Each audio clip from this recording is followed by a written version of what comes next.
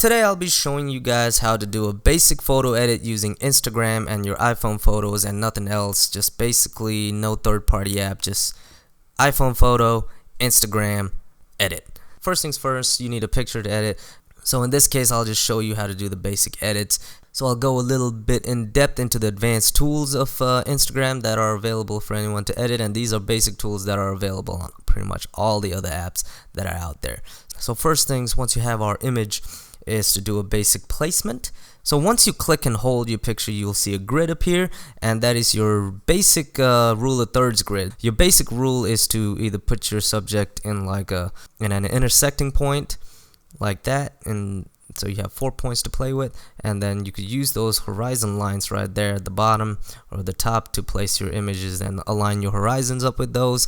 And your vertical lines could be just like a wall or something. So that's your basic rule of thirds, and you can find plenty of tutorials on YouTube that will explain the rule of thirds better than I could. So today we'll just look into the basic editing tools, and so we'll start off with the center point. Just center it right there, and we'll hit next and we'll get started. Once you're inside, you have your basic filters that you could use. You could just slap one in there and just call it a day. You have plenty of options here, but I'd like to get a little bit more detail and use this feature right here that says edit. This way you could control the look of your picture how you want it instead of just slapping a filter.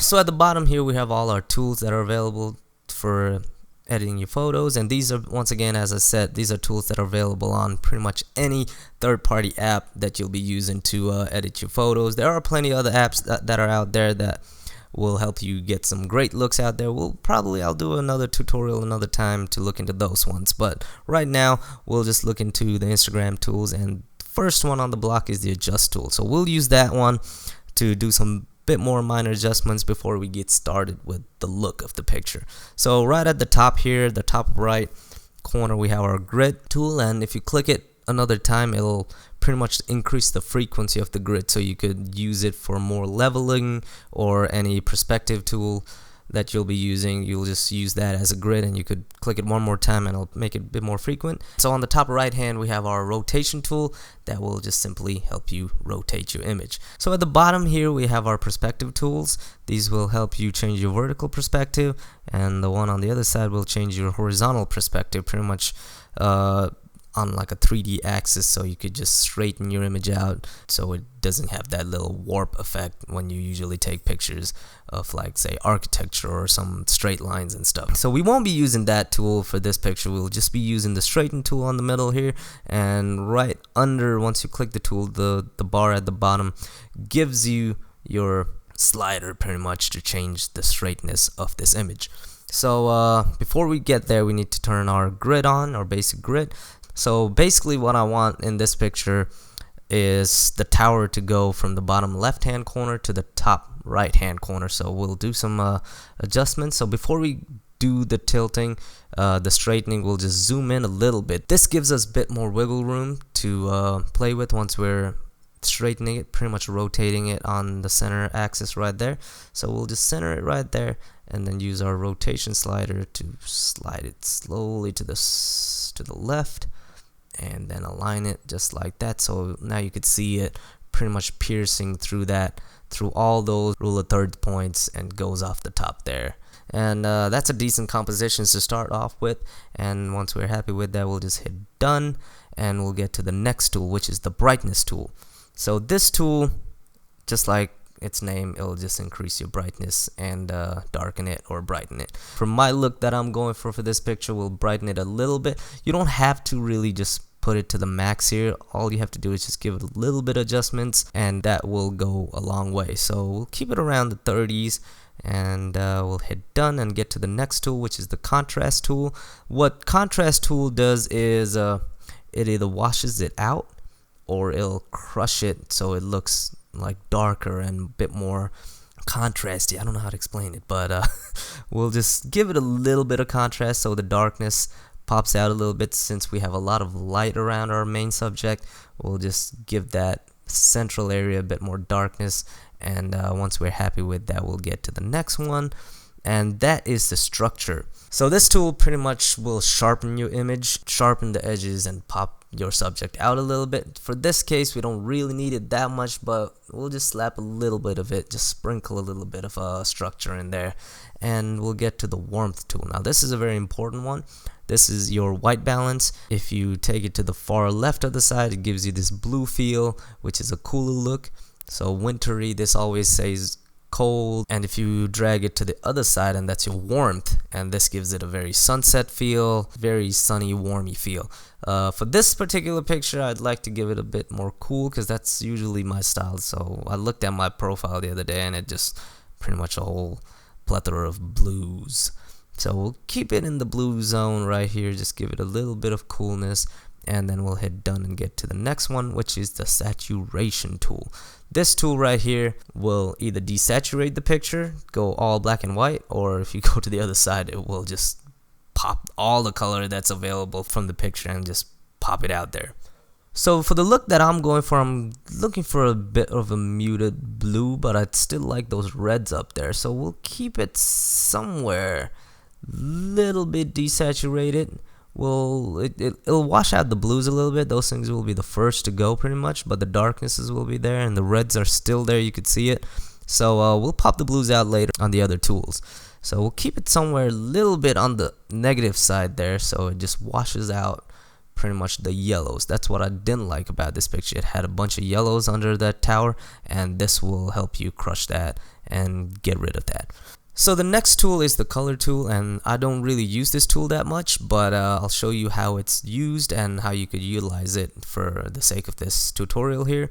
First off, you will see shadows and highlights. So those are two different options that you could play around with. Once you hit the highlights, it brings a different bottom panel here, as you can see. So we'll start with the shadows. So what shadows does is it'll apply a color at the bottom here. You could choose any of these colors here, and it'll pretty much apply that color to any of the dark areas of your image. If it's too intense, you could just click it one more time and it'll give you that adjustment tool there to slide it around and play around with that intensity of the shadow adjustment.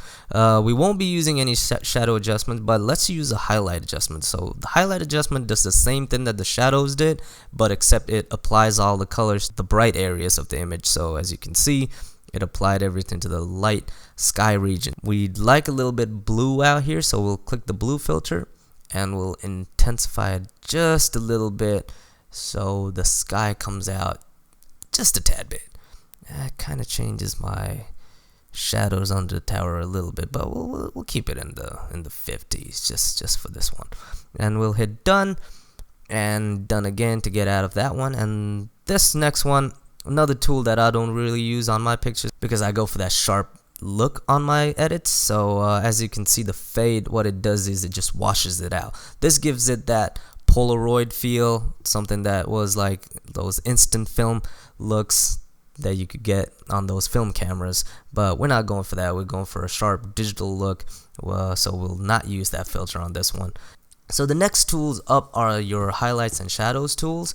These tools will help you change the brightness of your highlights, so the light areas, and the shadows, which are the dark areas. So in this case, let's use the highlight feature to give it a little bit of intensity on our light regions, and then we'll go to the shadows, and as you can see, it only changes the values in the dark zones inside the shadows.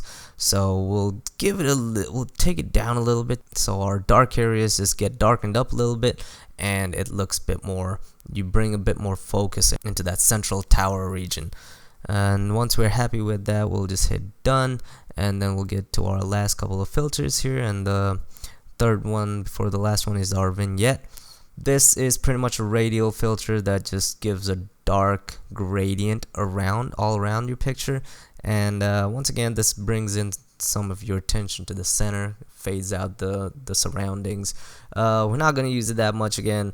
Once again, all these tools should be used in like a very minimum manner. If you put all these things, you're going to get like a super tacky look. So we'll just use a little bit of it just so we darken the skies around.